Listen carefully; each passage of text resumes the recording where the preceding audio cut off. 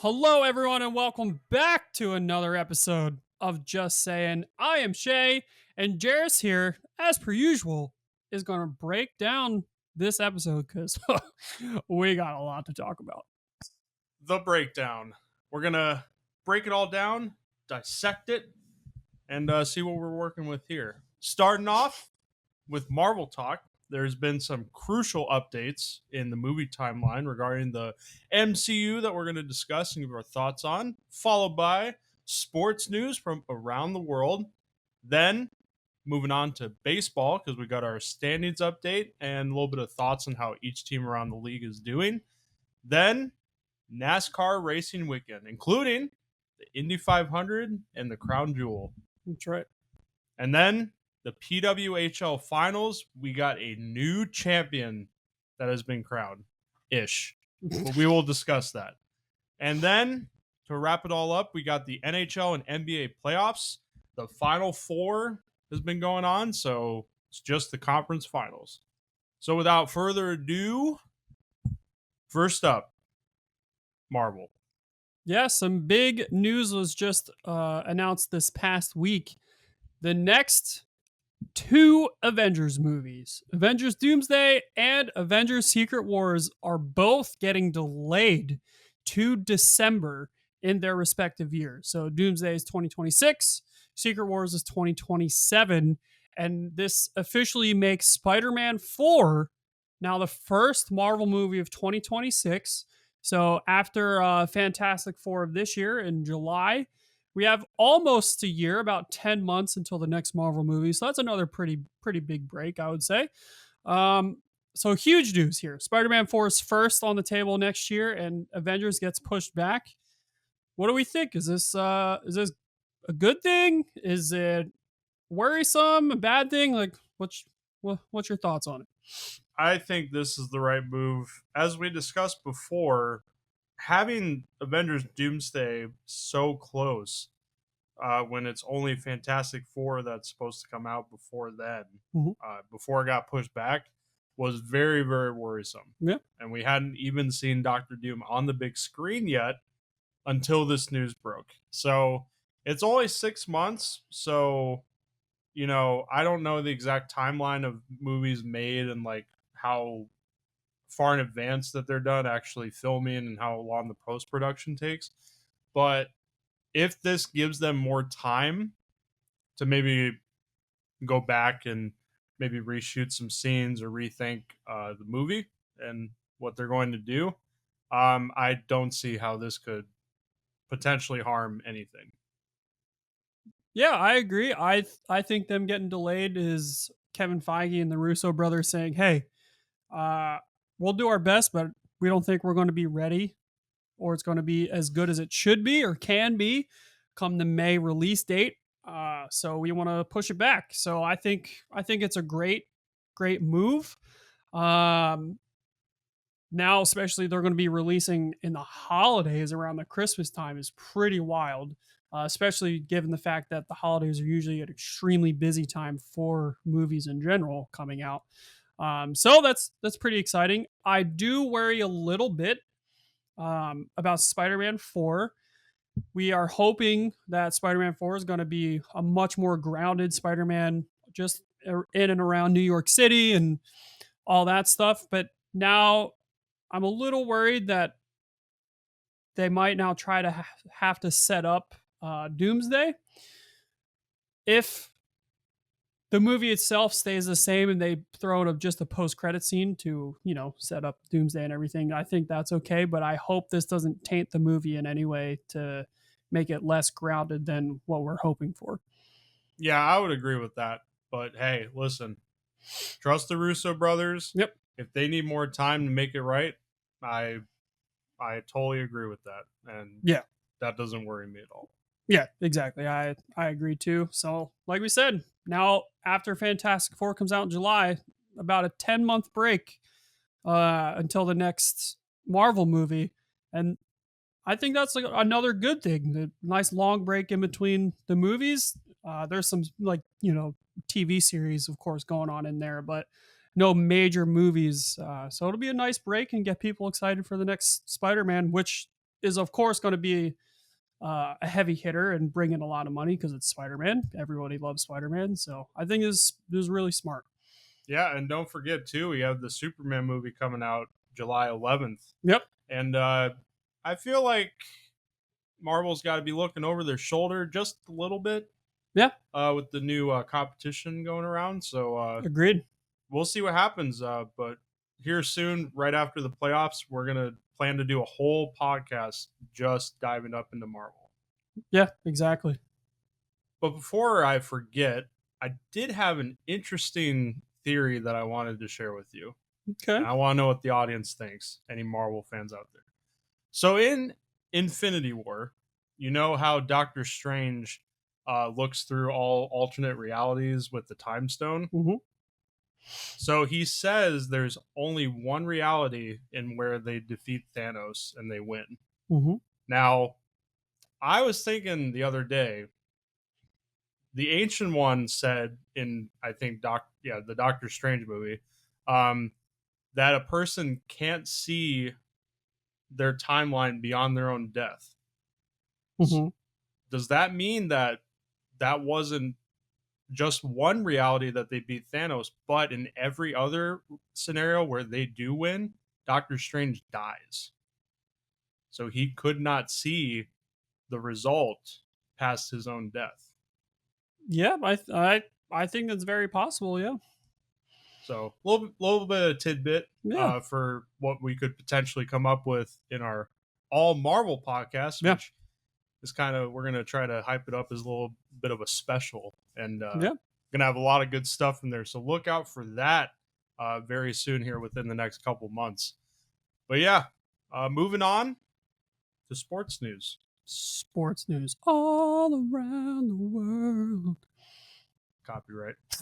It's not like these are monetized yet, but It's over. copyright. Podcast is over. Oh, they're coming. YouTube copyright strike. Oh no. Oh god. There we go. Oh, we're done. Damn it. Time to restart. Oh yeah, but first up, there's a lot of sports news that has gone around. We've been trying to incorporate a little bit more that we don't usually talk about, like the Kentucky Derby Yep. that we discussed the last couple of weeks. So we have some of this in here, but we're going to first lead off with the San Francisco 49ers. After the offseason that they've had to cut so many guys, and so many other guys have walked in the free agency, but they're still making big roster moves because a certain Mr. Irrelevant was due for his big payday. Yeah, we were late on this. We missed this last week, so we're sorry. Okay, we're sorry. I read a comment yesterday saying that they were very disappointed. We'll be better. Okay, we'll be better. But yeah, Brock Purdy officially gets his contract extension of 5 years, $265 million. Before we move on to the next signing, though, is he worth that money? That's a huge question right now. If you're going based off of this last season, you could argue no. Sure. Now, the 49ers had a lot of injuries that they were dealing with, so I don't think that's a fair comparison. No. But for Brock Purdy, yes, he has a lot of weapons around him, but I do think he is a top 10 quarterback in the league at his best. And as we've seen over the last couple of years, it honestly is not really mattering what you have already done. It is what you can do. Yeah. And even with Brock Purdy, as I say that, like, he's shown he got them to the Super Bowl. Yeah, he did. In 2023. Yeah. Right? Yeah. So he's already shown that he can be that quarterback. Now, did he play like a huge role in that, or took him single-handedly? Probably not, because the 49ers were a really good team with all the people that they still had. Now, obviously, most of them are gone, but I would say he's worth that money. Yeah, I would agree. He's done nothing but overcome the odds and prove himself ever since he started in the league as, Mr. Irrelevant, the last pick in the draft. So I think he also deserves it. But the other signing that the 49ers did do this past couple weeks now, linebacker Fred Warner agrees to a 3-year, $65 million contract, which is now a new record. For linebackers. New Highest record. paid linebacker in the league. Which I think is also well deserved. He is probably arguably the best linebacker in all of football.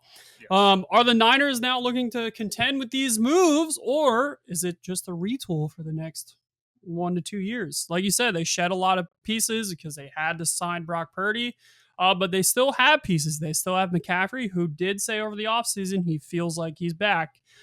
They still have George Kittle. They still have Ayuk. And they still have, obviously Fred Warner, and they still have plenty of weapons, even though they shedded some. So, what do we think? I think they're definitely going to expect some of the draft picks that they, made during draft day. They're going to expect some of those rookies to come in and make an immediate impact with all the guys that they lost. But for the 49ers, they're in a very interesting position. I was discussing this with a coworker the other day. The competition in the NFC for playoffs has gotten a lot stronger. Yep. Over the last couple of years. It has. I would say like 3 or 4 years ago, really outside of the Eagles and the Rams, there was not really much in terms of a Super Bowl contention. But we've seen over the last 3 or 4 years, now you got the Commanders coming up. You have the Carolina Panthers, who might be a lot better. You still got the Bucks. You still got the Falcons that are looking to contend. So yeah, there's a lot more competition that's catching up on that side. So the 49ers in that division, you got to think like the Rams are going to be competing for that division. Yep. I mean the Seahawks, they could still be good. So it is possible with all the players the 49ers lost, it is possible that they could miss the playoffs. And they might be a good team that misses the playoffs. Yeah, I agree. So, I agree. We'll see what happens. I mean, Ayuk, there's a lot of debate if he's worth the contract, and he's coming off of a ACL injury, which could alter. Yeah. But I think they still have enough there where they should at the very least be a playoff team. In terms of contending for a Super Bowl, I honestly don't know. I think we have to see how this first year plays out with Brock Purdy getting his big money contract. Yeah. Because there's just so many question marks. There's so many guys coming off of injury. There's not really a whole lot that we know for sure, like how these guys are going to perform when they come back. Correct. Yeah. I kind of agree. I don't think it's a retool in any way for this team right now. I think they are looking to contend immediately this season. However, if this season does not go well, again, then I would say it's time to retool it. I don't think you need to completely tear it down and do a full rebuild, but retool to get back to where you need to be. But at least for this year, I think they're fully intent on, trying to get back to the Super Bowl. Yeah, and we'll see because, there's still only, 15 weeks until? Officially, as of this recording, 100 days until the first regular season game against Eagles and Cowboys. And Shea just reactivated his fantasy football league. That's right. Let's go. Oh, it'd be really cool if you want to do like a draft party, we could maybe do a live stream. Yeah. That would be pretty cool. So for quickly on the fantasy league here, I'm trying to plan some things out, make it a little what's the word I'm looking for? A little more extravagant, a little more authentic, a little bigger, than just, hey, it's a fantasy football league every year. So we'll see what happens. I don't know if everything will come to fruition yet, but there's a lot of things going up on this big old noggin to try and figure out. So we'll keep everyone posted if you guys are interested. Don't worry, you're not that old yet, so that those creative juices are still running. So I'm really excited. last year was my first year doing fantasy football, Yeah. and I learned a lot. So I'm ready this year to really go for it. Okay. So, but I want to remind everyone that Shea has never won the championship. Yep. Thank you. Remind myself every year. So Yeah, but yeah, we'll see. Yeah, we want to do a lot more things for the upcoming NFL season. We can't wait. I'm sure everyone else can't wait too. Just 100 days. that's right. Go Bengals. All right, moving on. Sadly, a little bit of sad news here. Indianapolis Colts owner Jim Irsay sadly passes away at age 65. Peyton Manning comes out and says that he turned Indy into a football town, and yeah, he's done a lot for that organization and the city, Oh yeah. popularizing football in Indianapolis. He leaves the team and organization to his 3 daughters. So rest in peace, Jim Irsay, and thank you for all you've done for the NFL and the sport. And hopefully, it's a smooth transition for the Indianapolis Colts if they decide to sell the team to a different owner.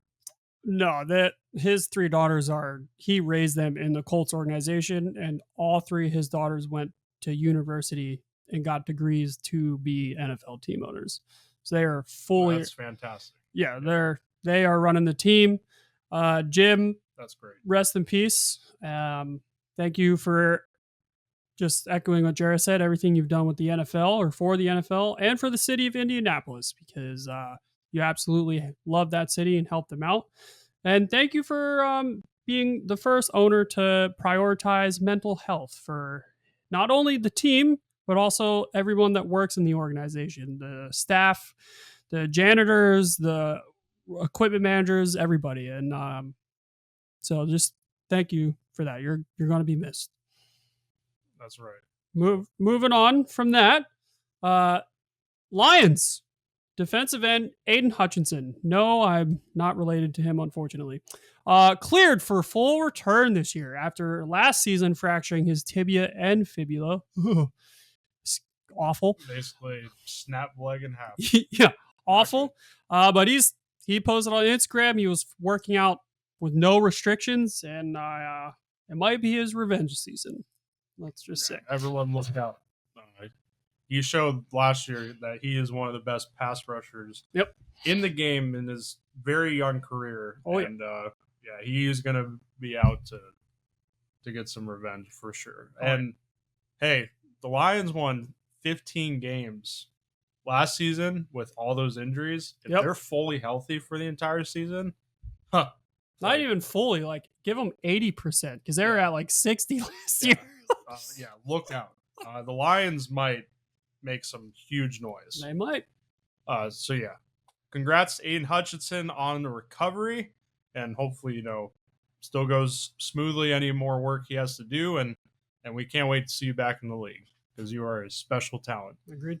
Also in the NFL, OTAs, which are organized team activities, which are voluntary, they have started, but some players skipping is always going to get the rumor mill started. Yep. It's honestly not that big of a deal. No.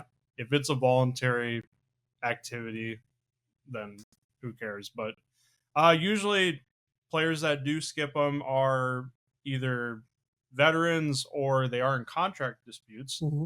For example, we do know that Bills running back James Cook is looking for a contract extension. So there could definitely be something there. Also, other players like defensive line Hassan Reddick for the Bucks and quarterback Kirk Cousins for the Falcons, who is also embroiled in trade rumors, have also skipped these OTAs. So we will see if anything comes out of this. But again, it's all just rumors at this point. Yeah, all rumors, but it is nice to see pictures and videos on social media of the boys back in pads again.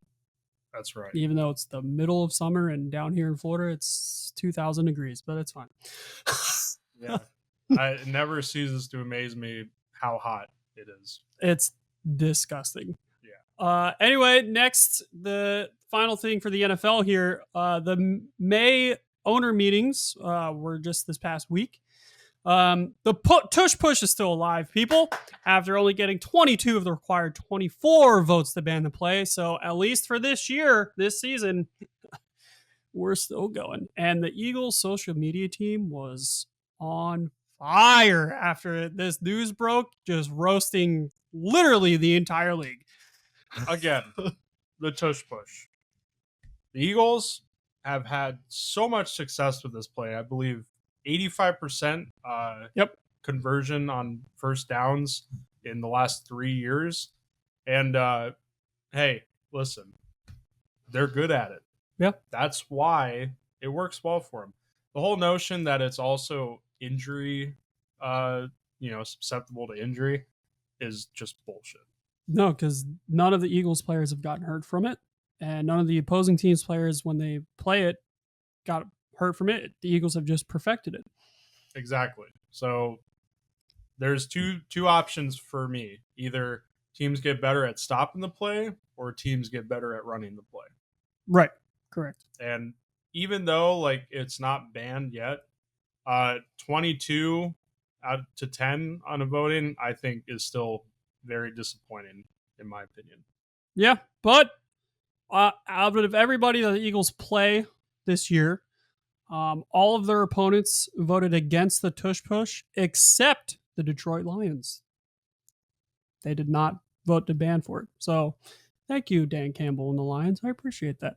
Yeah, I mean, a play comes and it's a new play, so it's probably going to have a really high success rate. But teams, we need to, I think for the plays, teams need to learn how to adapt instead of just throwing their arms up in the air and saying, oh, this play is way too successful for this one team. It's a cheat code. It shouldn't be in the game.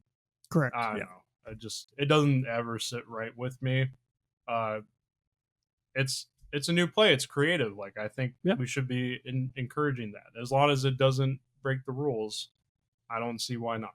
Exactly. The other things of note from the this last week of owners meetings, the Detroit Lions rescinded their playoff seeding proposal, so the playoffs will remain the same for at least this year, and players officially will be allowed to participate in flag football at the 2028 Olympics in Los Angeles, which is fucking awesome. Yeah, really exciting. I can't wait to pay more attention to the Olympics, especially for flag football in the NFL, and the NHL is returning to the Winter Olympics, and it's such a good time for international competition right now. Yeah, agreed. All right, moving on. Oh yeah. Finally some success in Buffalo. Yes. Jake, here you go. The Buffalo Bandits win their third straight professional lacrosse league championship, which is a new dynasty in Buffalo. Suck it, Sabres, and suck it, Bills. There's a new team in town. Let's go, baby! Championships. It is the Buffalo Bandits in lacrosse. Yes! Stick it, Terry Pagula. Just like we've been doing here, a little bit of news outside of what we normally talk about in the sports world. I know I personally love lacrosse. I could watch it all day. If my high school or our high school did have it as a sport, I absolutely would have played it. But congrats to the Bandits and the city of Buffalo on your brand new dynasty. And hey, maybe we should start looking into the PLL a little bit. Yeah, exactly. Like we said, we've been trying to do more outside the normal sports that we talk about. So there you go. There's your little dose for this week. Exactly. And finally here on news, ladies and gentlemen, we did it. USA. For Johnny USA. Gaudreau, baby. That's right. For Johnny Gaudreau. The United States of America men's hockey team wins gold. That's right. A capital G. Gold at the World's Championship by beating Switzerland 1-0 in overtime. Goaltending battle. Jeremy Swayman with the shutout. What? Tage Thompson with the game winner. There you go, Buffalo. At least one Sabres win something. This is the U.S.'s first gold in 92 years. which I was very surprised Holy shit. about that. That's longer than I've been alive. Very surprised. I did not think it had been since 1913 that Yeah. the U.S. has won gold at the Worlds. Photo was amazing. Everybody there, and Johnny Gaudreau's USA hockey jersey was draped over the trophy. Yeah. Oh, just Awesome. chills. Love to see it. We miss you, Johnny, now and always. And congrats to the men's team on winning gold.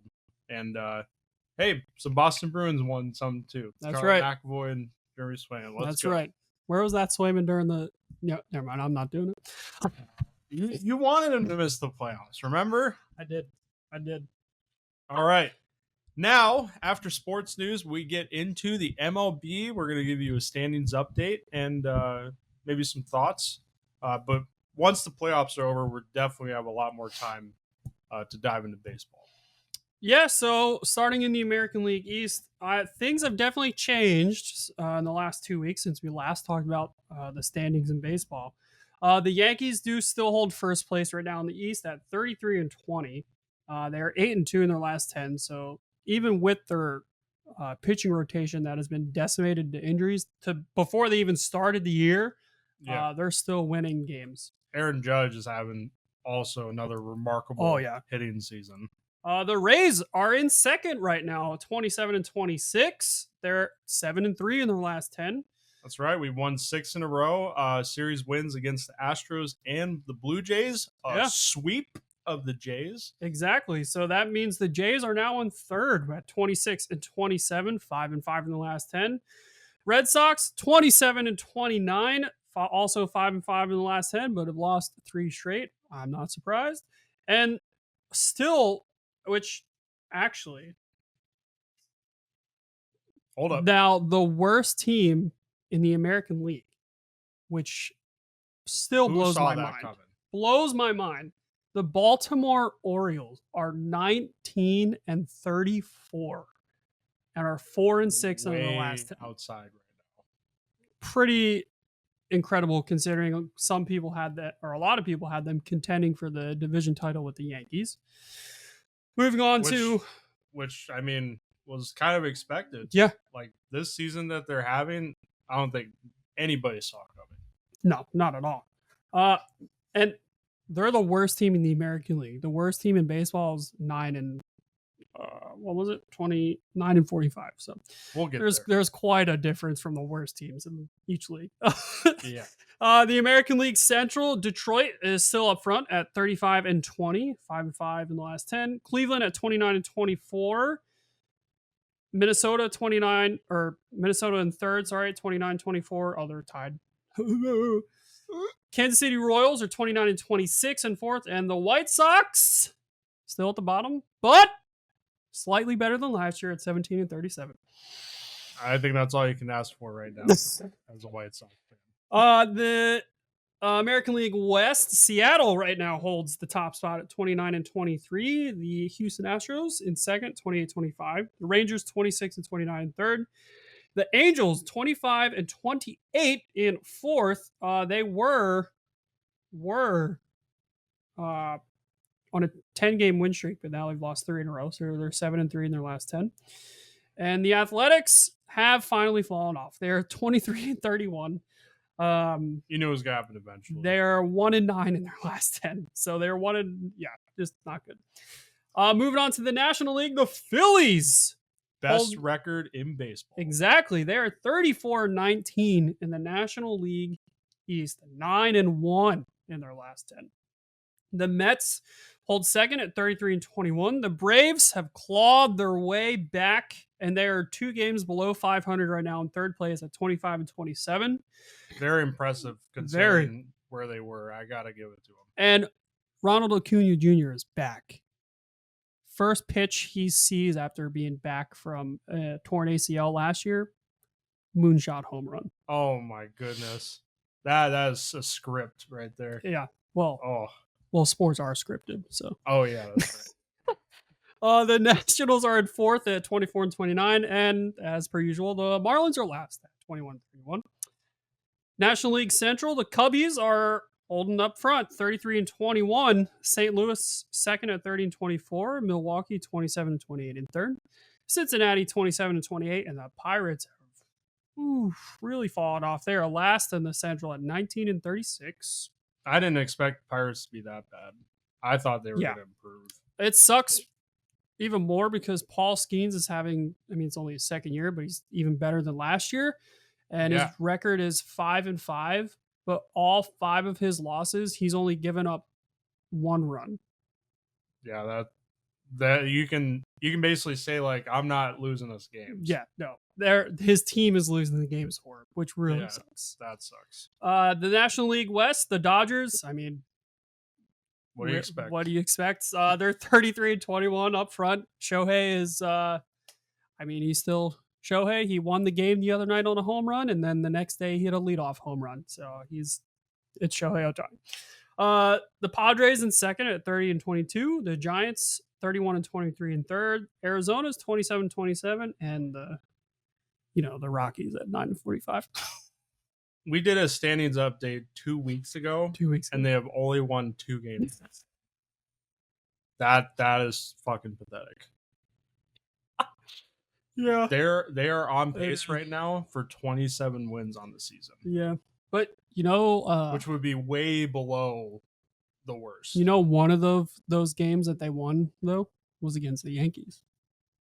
That's insane. That's insane. What the fuck is baseball? Exactly. So yeah, I mean, a lot of teams right now that went on good playoff runs last year, I've noticed are building on that season, and they're having a really good season this year. And a couple teams that went out really early last year in the playoffs, like the Brewers, the Astros, they're still kind of struggling. So I find that kind of interesting. Yeah. Same with the Orioles, but their fall off has just been incredible. Very dramatic. And not in a good way.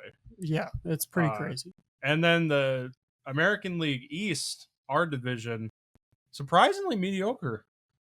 Yeah, except for the Yankees. Like, the Rays are still 7 games behind the Yankees right now in second place. So yeah, and 1 game above 500. Yeah.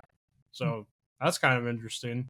The NL East with the Phillies and the Mets, kind of expected. Yeah. I would figure that's probably going to be the best division in that conference. Well, it's either them or the West with the Dodgers and Padres and Giants. Yeah, we don't count Padres the Rockies. Are doing good. NL Central's about what I expected. Yeah. No one's really like running away with that division. No. Cardinals are doing really good though, after having a not good season last year. Yeah. Still. Same with the Cubs. AL Central's also about what I expected. Yeah. Sorry. I forgot to silence my phone. Wow. You know what? I'm done. That tells you how I would behave in a movie theater. Yeah, and then the NL West, or the AL West, as I expected to. So, yeah, not too much surprise, to be honest.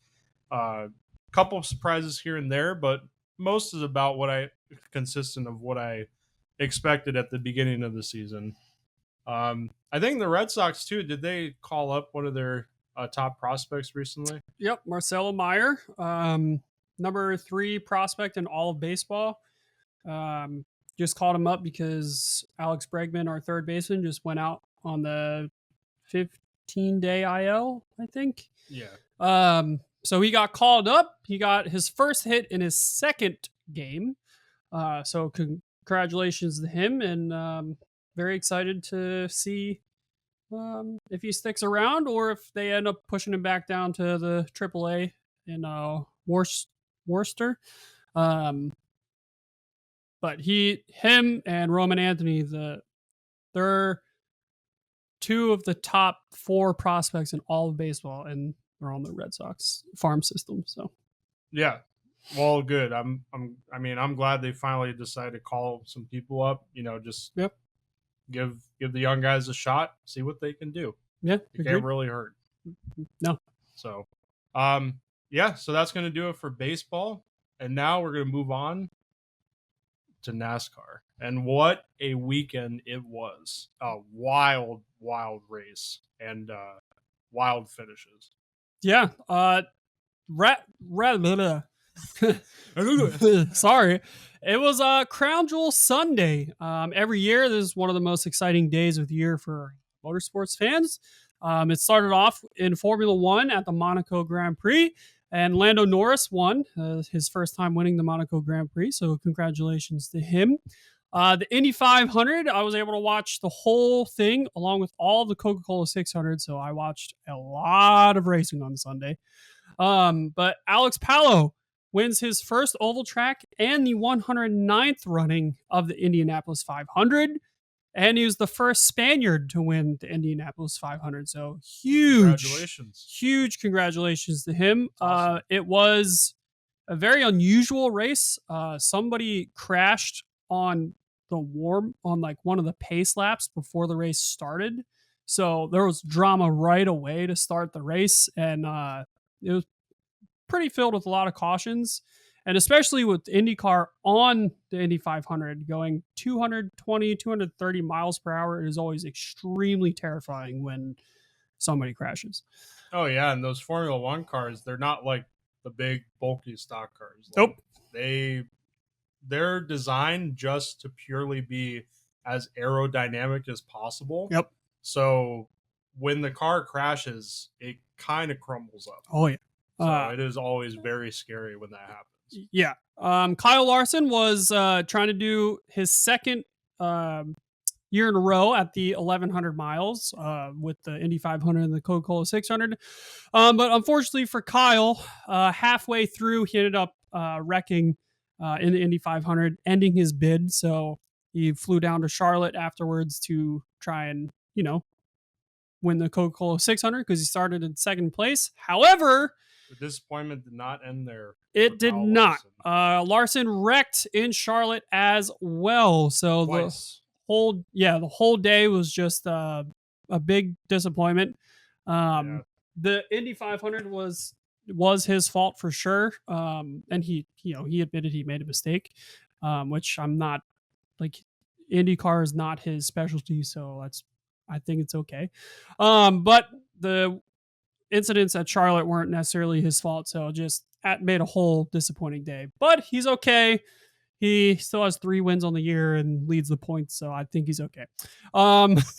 Denny Hamlin, though, and William Byron, they fought all night long. Battle after battle. 15 lead changes all night just between those two alone. So they fought all night long, and it looked like it was going to be right until the end because William Byron did lead most of the race. But a pit stop error for Denny Hamlin caused him to not have enough fuel. So he had to pit with only 15 laps remaining to have the fuel to finish the race, as he was hoping for another caution to come out, but it never came. Yeah. Big mistake.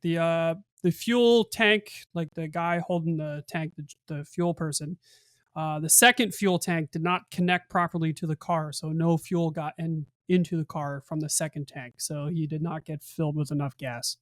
Yeah, that's a bad mistake by the pit crew there. Not much Denny Hamlin could do there. No. Not any of his fault, so I'm sure he might have had a word with his probably after. Probably. Yeah, he finishes outside the top 10. 16th. So disappointing for him. Very disappointing. Did he win one of the stages? No, William Byron swept the stages 1, 2, and 3. This is NASCAR's longest race of the year, so there are 4 stages. And Ross Chastain, he did it. He started in 40th, last place, and won the Coca-Cola 600 by passing Byron with only 4 laps left, and they had a great battle at the end of the night too. He's the first driver to do that since Bobby Allison in 1962. So the Watermelon Man, last place, and finished first. Yeah, the Watermelon Man is going to the playoffs. People. That is crazy. What a wild race. Yeah, it was a very good race all the way through, in my opinion. Glad I was able to watch it. And next week's race is in Nashville. Yeah, William Byron, what a great day disappointing that he didn't win the race, considering how dominant he was. Yeah. But he already has his position locked up. And because he was so dominant, he even though he lost the race, Ross Chastain won. He still got the most points for the entire day with 65, and Ross Chastain, even though he won the race, Ross Chastain only ended the day with 50 points. Yeah, so great race by Byron. Big mistake by Hamlin's pit crew to potentially cost him the win. And congrats to Ross Chastain on an incredible achievement. Yeah, that's really cool. agreed. All right, we're gonna go ahead and take our break here. Like in NASCAR, usually don't break, but we're gonna break, and we'll be back. We're gonna discuss the PWHL finals. The finals, which yep. was incredible. Every game super close. Then after that, we're gonna obviously go into the NBA and NHL playoffs, the conference finals, the Final Four for a chance at the championship. That's right. So don't go anywhere, and we will see you all very soon.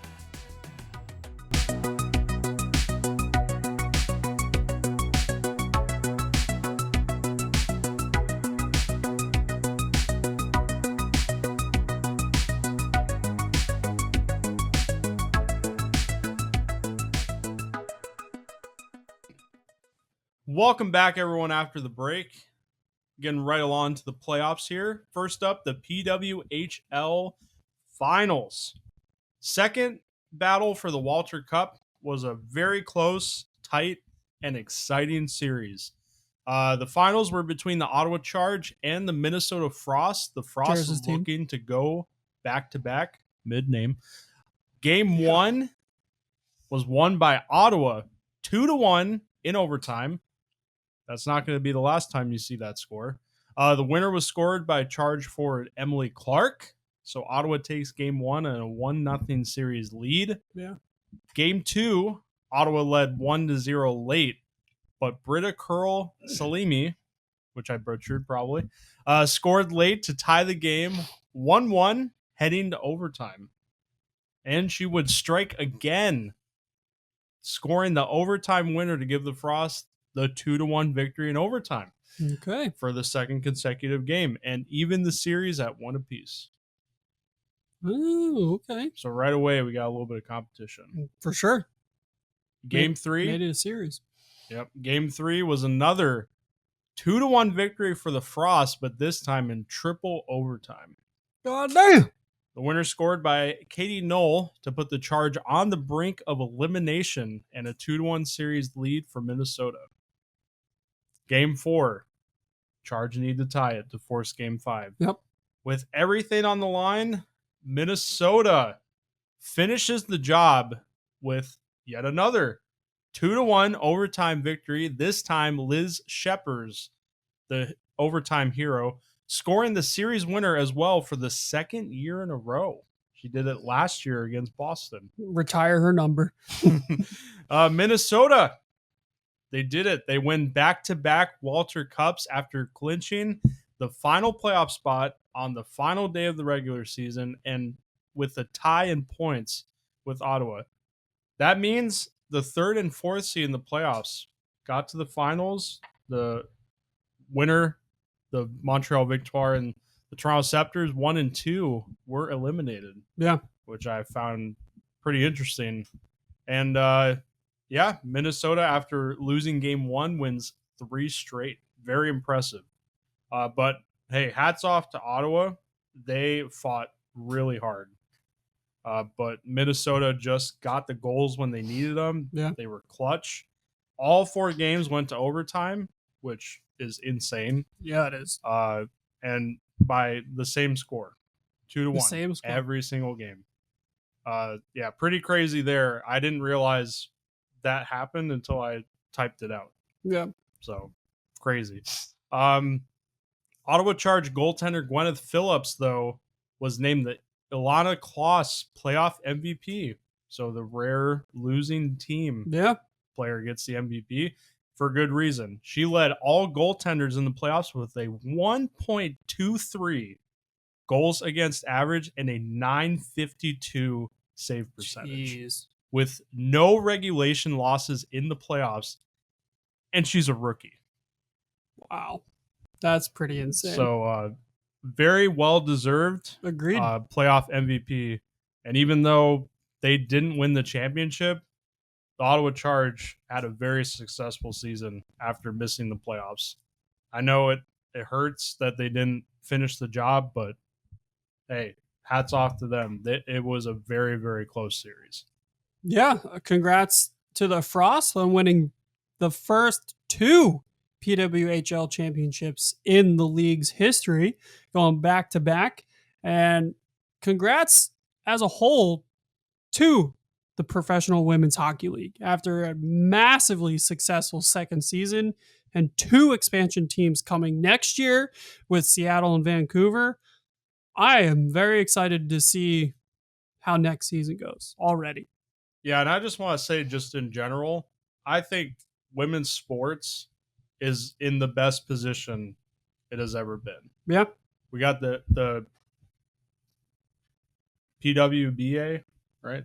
Professional Women's Basketball Association, The WNBA. or the WNBA. Yeah, sorry, the WNBA. I'm gonna edit that. out. Women's History Month. I'm gonna edit that.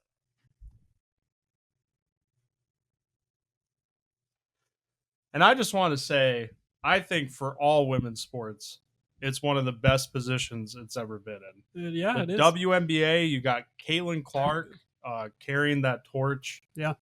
Which, by the way,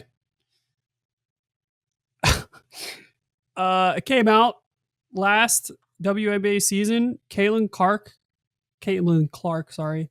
accounted for 26% of all revenue for the WNBA, which one person was a quarter of all revenue for a sports league. Holy shit. Yeah. And not just her, like also the rivalry between her and Angel Reese as well. Like, oh, yeah. Just has catapulted the WNBA. And now they're talking about increased salaries for players in the league. Yeah. Just fantastic. Caitlin Clark and Angel Reese being marketed everywhere. You got so many more young girls that want to pick up basketball and play it. And the Professional Women's Hockey League as well being very successful. So just all in all, I'm really excited that women's sports is in one of the best positions it's ever been. And it's just going to continue to grow. Yeah, I agree. So very nice. So congrats to the PWHL on another successful season. And we can't wait for the next one, especially with the new competition that's going to be in there. Exactly. All right. Next, skating over to the other side of the rink. Well, actually, they sometimes play in the same rink as a NHL team. So anyway, skating to the NHL playoffs. The first of 2 leagues that are in the conference finals. We're starting off in the East Coast boys here. The Eastern Conference Final, pretty underwhelming, not gonna lie. The Canes and Panthers face off with Florida looking to go to the 3rd consecutive Stanley Cup. Holy shit. And the Canes having lost 12 consecutive conference finals games dating back to 2009. Also, holy shit. Well, the Panthers mopped the floor with them in the first 3 games. Game 1 was 5-2. Game 2 was 5-0. Game 3 was 6-2. Coach Rod Brindle tries switching starting goaltenders. Freddie Anderson was out for Game 3, and Pyotr Kochetkov was in, but that didn't matter. The Canes have been just simply outmatched. Sam Reinhart, one of the top Florida Panthers, was also out for Game 3 with an injury. It literally had no effect. This guy is a Selke finalist. This is a guy that scored 57 goals last year. Yeah. Out of the lineup, no effect. No effect. The Panthers are playing probably some of the most incredible, complete hockey that I've seen a team play. It is, and I'm saying that with the Lightning winning back-to-back Right. Yeah. cups Right. that I've watched. Yeah. Like I know, like I've said, like the Panthers are dirty and they're like I hate them and they get away with all this. Listen, I still hold my opinion that the Department of Player Safety has been kind of shit these playoffs with Yeah. the discipline that they've been putting out. However, the Panthers are built for the playoffs. They know the line, they know how to ride the line, they know what's beyond the line and what's not, and they do a very good job at irritating their opponents, Yeah. getting under their skin. They have 4 lines that can score, that can hurt you. You can't just shut down. Their third line with Marchand, Lusterinen, and Lindell has been one of the best lines in the playoffs. Yeah. And that's their third line. Yeah. That's pretty good. So yeah, the Panthers have just been absolutely lethal, and it's just very impressive to watch. But yeah, moving on to Game 4 of this series, Carolina in a 3-0 series deficit, and on the verge of another sweep. They finally broke through with a 3-0 victory to avoid elimination and break the losing streak. Now they can finally hang up the banner. Game 5 with Florida leading the series 3-1 is tomorrow at 8 p.m. as of this recording on May 27th, 2025. Yeah. Even though the Hurricanes did finally win one, I'm glad it wasn't a sweep. I'm glad they at least won one. But I still am pretty confident that the Panthers are going back to the Stanley Cup final. Yeah, there's not going to be any miracle comeback. And No. It's insane. That is going to be the 6th. It's not over yet, but Not I'm over pretty yet. sure we're pretty sure it is. Yeah. That is going to be the 6th straight year in a row that a Florida team has gone to the Stanley Cup final. Yeah. Which is insane. It is. The run that Florida hockey has been on in Tampa and Miami is really something special. Like It is. we are witnessing a once in a generation Yeah. kind of run here Yeah, I agree. from a state in a sport. So yeah, respect to the Florida Panthers, man. They are playing some of the best hockey I've ever seen from a team in the playoffs. And for the Carolina Hurricanes, yeah, they didn't get swept again. They finally broke the losing streak in the conference finals, but I don't think this is going to ease any fans' concern with this team. No. Rob Brindamore, it's going to be interesting to see what the team thinks of him as coach after they get eliminated. Yeah. Again, not over, but pretty sure it is. They do have a lot of cap space next season, so they can go out and get some big name free agents and really bolster their roster. And they don't have a lot of like key UFAs or restricted free agents. But yeah, they need to find a way to get over the hump and make a Stanley Cup final. Yeah, I agree. So I agree. All right, moving on. The Western Conference Final, the Dallas Stars and the Edmonton Oilers battle for the second year in a row. Little rematch, and it looks like we're going to get that rematch in the Stanley Cup Final as well. That would be the first time, too, since 08-09, the Detroit Red Wings and the Pittsburgh Penguins. Yeah. They had a rematch in the Stanley Cup Final. Yeah. For that, Detroit won in 2008 in 7 games, and then Pittsburgh won in 09 in 7 games. So we'll see if a little bit of history repeats itself with Edmonton maybe winning their cup. That's who I picked to win the cup at the beginning of the year. Yep, and I unfortunately picked Florida. So yeah, that would be insane. That does not happen very often either. A rematch in the finals. So no way. I'm so excited if that happens. But yeah, for the series, the Stars in Game 1 win 6-3 after being down 3-1 going into the third period. They are the first team in Stanley Cup playoffs history with multiple wins in regulation after being down 2+ goals in the third period. Which just shows they can win at any time. They can score at any time. That's right. However, in Game 2, the Oilers respond with a 3-0 shutout. And in Game 3, it was even more lopsided. A 6-1 blowout for Edmonton to take a 2-1 series lead. So the Stars, they're not looking right now like the better team. Yeah, So but they are in a little bit of trouble. I don't think they're in as dire straits as Carolina right now, though. Oh no, not at all. But yeah, Game 4 is today at 8 p.m. where the Stars look to even the series. Stuart Skinner, I don't get you. You are an enigma, a true enigma. He is now tied with Sergei Bobrovsky of the Florida Panthers for lead in shutouts in the postseason after having one of the worst stat lines in playoff history. Makes no sense. He's had shutouts in 3 of his last 4 games after being pulled, and then his backup going 6-0. Yeah. Yeah. Makes no sense. That's insane. That's got to be one of the most wild stat lines I've ever seen. Yeah, I would say. Now, the Oilers have been doing a really good job of limiting the shots and the opportunities for Stuart Skinner, but he has made some big saves in those games, and he's made the saves when he's needed to. So, yeah, he might be the guy. We'll just have to wait and see. Yeah, we'll see. But yeah, just insane.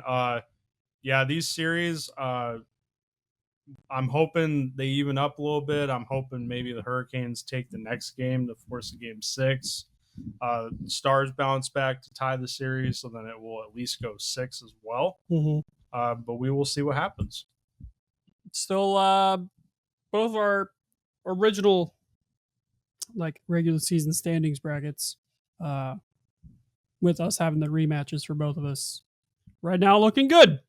Yeah, which looking good. Honestly, was very skeptical that was going to happen. Agreed. So I'm glad we're probably going to be right, but we'll see. Probably. We'll see. Moving on from the rink to the court. It is the NBA playoffs, and their conference finals are currently going on. And we're starting this time out west.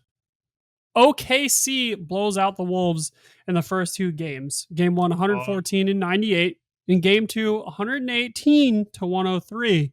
However, Anthony Edwards is him. And the Wolves fight back in Game 3 and destroy OKC 143-101. But they do drop Game 4, 128-126, where Ant and Randle struggled all game. Sorry, that's Randall. Wow. Julius Randle struggled all game. SGA, though, is having a historic performance in the Western Conference Final, and congrats to him, he's MVP. That's right. League MVP, first time in his career, so huge congrats to him. Historic performance in the Western Conference Final, though. 35 points per game average, 6.8 assists, and 55.6% shooting from 3 right now, with the 51.1 percentage field goal percentage. So he is definitely on fire in this series. So now the T-Wolves are on the ropes with a 3-1 series deficit here. And Game 5 is the 28th at 8:30 p.m. Yeah, the Wolves will be looking to force a Game 6. Last game, Anthony Edwards and Julius Randle did not do well, especially in the second half of the game. Yeah. So OKC kind of steals one there, but man, SGA, he is just balling out right now. Yeah, agreed. Yeah, he would be the eighth player in NBA history to get conference finals MVP and regular season MVP and go to the finals in the same season. So yeah, he is having himself a year, and it's been pretty fun to watch. After finishing runner-up last season too for the MVP. That's right. Real quick, what did you think about the decision to make SGA MVP? Because honestly, I thought Jokic was going to win. I think it could be something similar to what we saw this year in the NFL, with some fatigue for Lamar Jackson winning the MVP again, even though he had better numbers than Josh Allen and everything. Not that Josh didn't deserve it. He obviously did. Yeah, I'm not saying here like SGA doesn't deserve it. I think either. I think it might be a little bit of the same.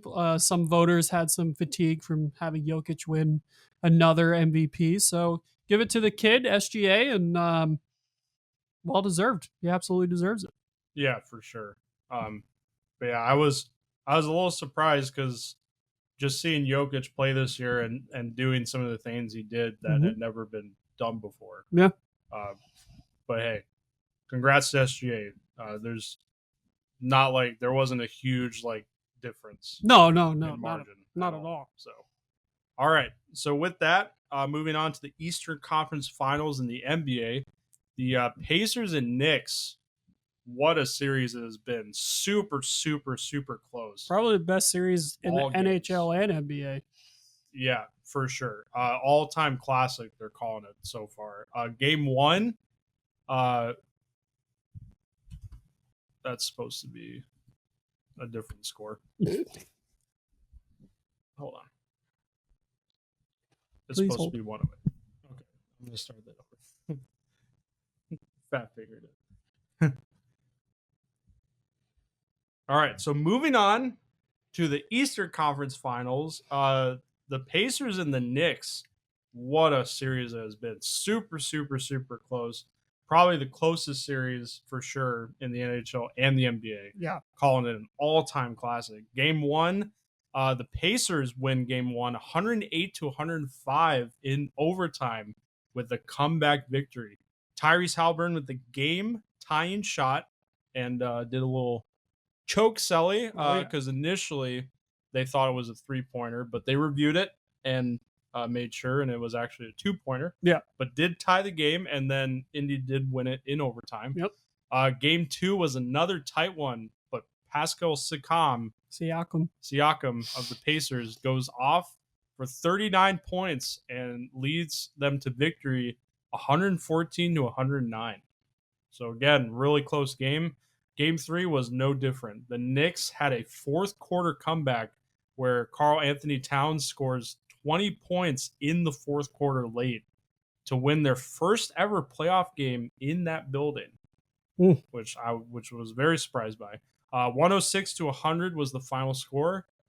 Game four is tonight at 8 o'clock p.m., where the Knicks will look to even the series going back to MSG.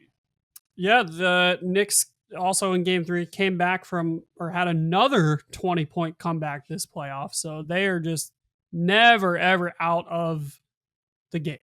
For whatever reason, they just keep coming dynamite in the fourth quarter. Yeah. It's been insane. So it's been a great series. Tyrese Halliburton is really just shutting everybody up, shutting all his haters up. Personal. Oh, for certain. This has definitely been the series of all the playoffs, in my opinion, so far. I mean, who knows? This could be the finals right here, and we're not even realizing it. But man, what a great series! I hope the Pacers win. Just saying. But listen, I can't be mad that it's been a really good series so far. Either way, I think for the NBA, like we said last week, there's going to be a champion we haven't seen in a while. Or brand new. Somebody that's brand new.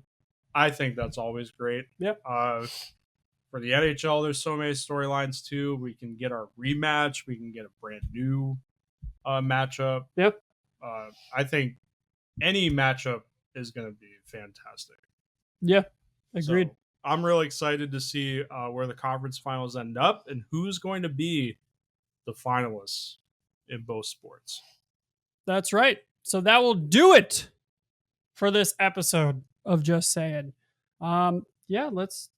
Next week we might have the finals set already in both leagues.